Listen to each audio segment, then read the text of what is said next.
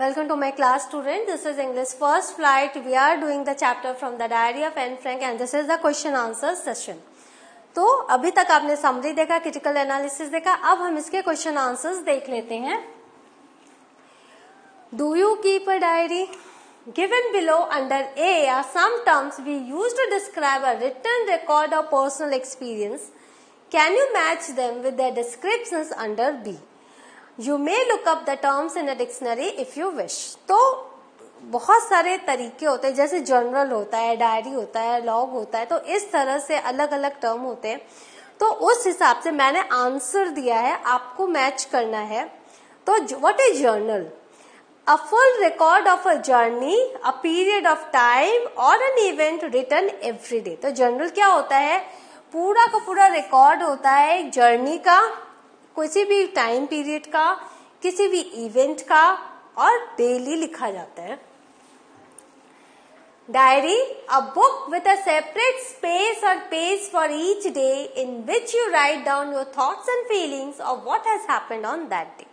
और डायरी क्या होती है? आप अब तो डायरी सब जानते हैं, स्कूल में डायरी होती है, हम एक दूसरे को न्यू ईयर में डायरी गिफ्ट करते हैं.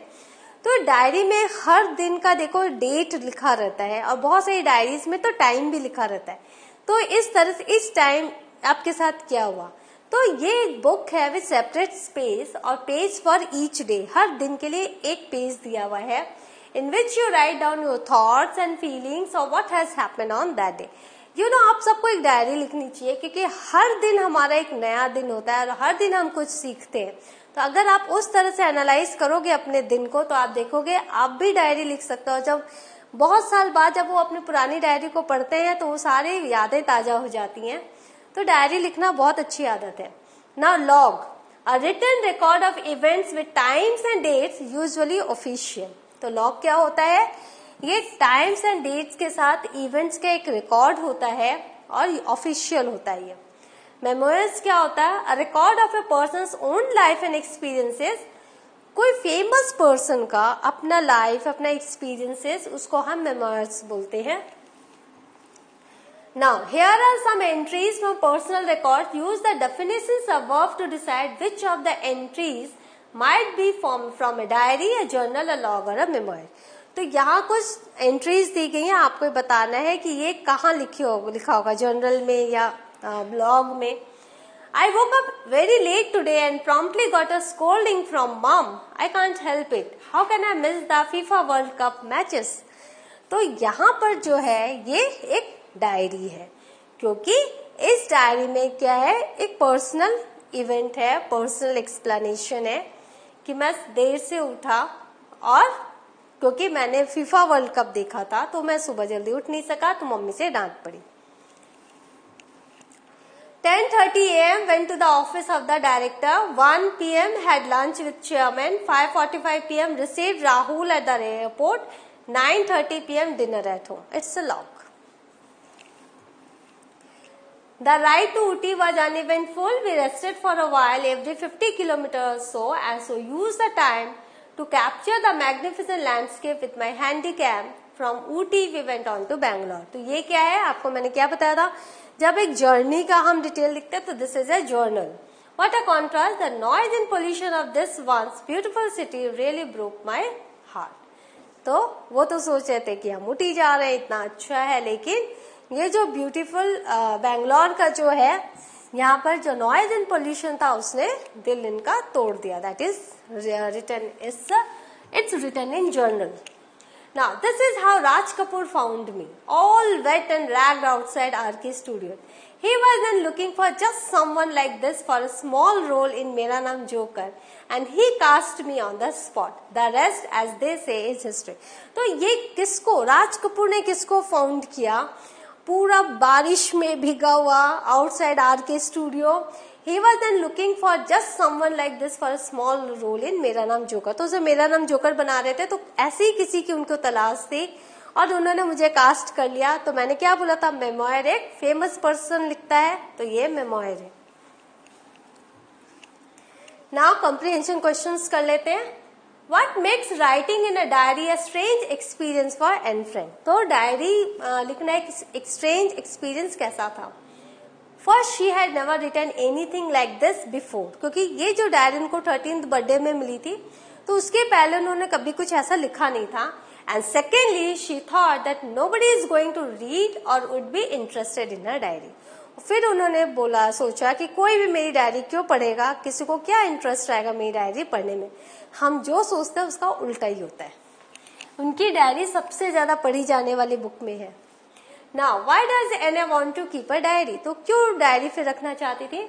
एना wants to keep a diary as she didn't have friend, क्योंकि उनका कोई फ्रेंड नहीं था इसलिए डायरी रखना चाहती थी. Why did Anna think she could confide more in her diary than in people? तो क्यों उन्होंने कहा कि मैं अपनी बातों को डायरी में जितने अच्छे से खुले तरीके से लिख सकती हूँ वो लोगों को मैं नहीं बता सकती. She could confide in her close friends, but she did not have one. The friends she had, they were to have more fun and good times rather than the ones on whom she could confide. तो उनके friends थे लेकिन वो fun loving थे, वो उनके साथ बैठती थी, खेलती थी, बातें करती थी, लेकिन अपनी दिल की बात बताने वाला कोई फ्रेंड उनके पास नहीं था. She also believed that a paper to have more patience than people, और वो ये भी विश्वास रखती थी कि जो पेपर है वो ज्यादा पेशेंट है लोगों से. So she decided to write and confide in a diary. तो उन्होंने डायरी में ही अपनी बातें लिखनी, शेयर करना शुरू किया. Why does Anna provide a brief sketch of her life? तो अपनी लाइफ का क्यों उन्होंने ब्रीफ स्केच दिया. Anna provides a brief sketch of her life since no one would understand a word of her musings if she were to jump right in.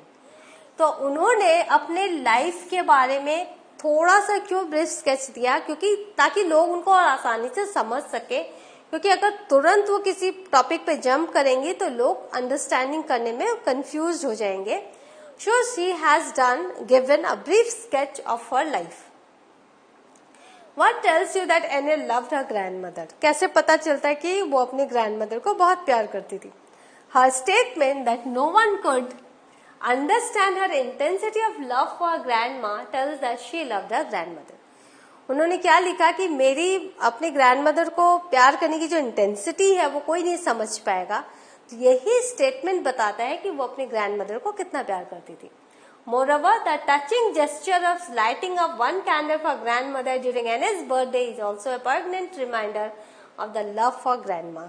तो उनके birthday में जब एक कैंडल जो जल रही थी ग्रैंडमा की याद में, उससे भी पता चलता है कि वो कितना प्यार करती थी ग्रैंडमा से. Why was Mr. Casings annoyed with Anna? What did he ask her to do? तो क्यों Mr. Casing annoyed हो गए Anna से और क्या उन्होंने करने को कहा. Mr. Casing was annoyed with Anna because she talked very much in the class. He assigned her extra homework, asking her to write an essay on the subject a chatterbox.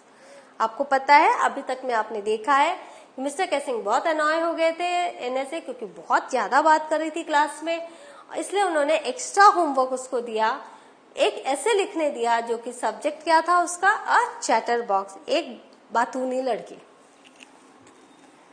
How did Anna justify her being a chatter box in her essay, तो कैसे उन्होंने अपने ऐसे में justify किया कि वो एक चैटर बॉक्स है. She gave 2 arguments to justify her chatter box. उन्होंने 2 आर्गुमेंट दिए. One that chatting is student trait. पहला था चैटिंग जो है बात करना एक छात्र का एक नेचर होता है. Another reason that nothing can be done about the inherited traits.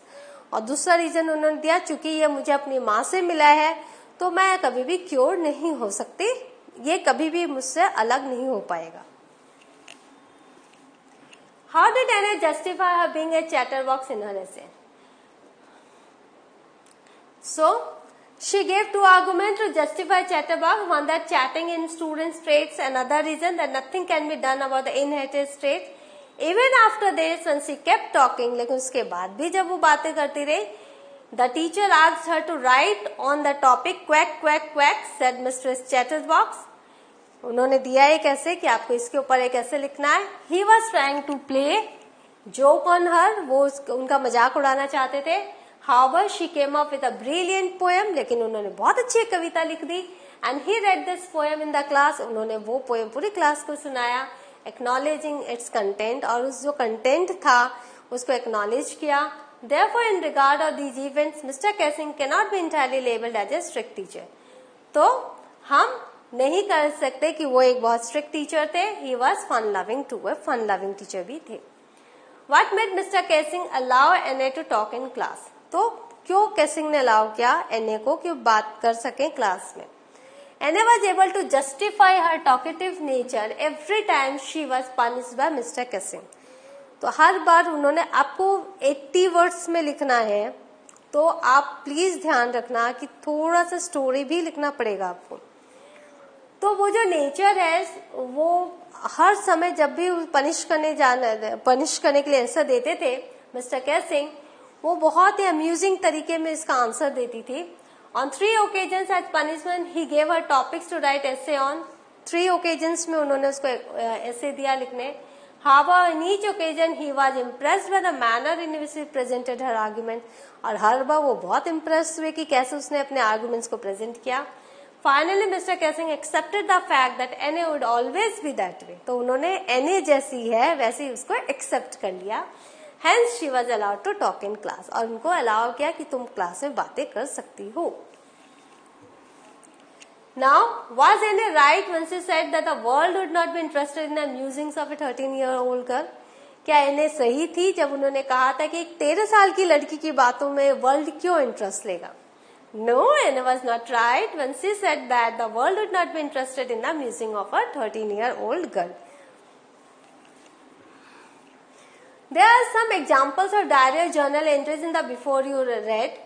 Compare these with what Anne writes in her diary. What language was the diary originally written in, and in what way is Anne's diary different? तो ये 3 questions हैं, आपको तीनों के answer देने. तो Anne's diary originally written in Dutch. वो Dutch language में लिखा हुआ है. Her diary is different from the others in many aspects. बहुत ही अलग है दूसरे डायरीज से. She had named her diary Kitty. She thought of it as her true friend whom she could confide in. वो उनको अपना फ्रेंड मानती थी डायरी को, जिसके साथ वो अपने मन की बातें कर सके. She treated it as another person who was listening to her daily accounts. वो उसे एक दूसरा पर्सन समझती थी जो हर दिन की उसकी बात सुन रहा है. She wrote all her stories in it. She started by writing Dearest Kitty and ended the account by writing Yours Anne. तो जब स्टार्ट करती थी तो Dearest Kitty और जब एंड करती थी तो Yours Anne कहती थी. Her diary was a lot more personal than other diaries. तो दूसरे डायरीज की तुलना में ये बहुत ही पर्सनल डायरी थी. So, what have we learned? We have learned the question answer of this session. The chapter is over now. In the next session, we will do the poem of the same chapter. Till then, have a good revision. Thank you.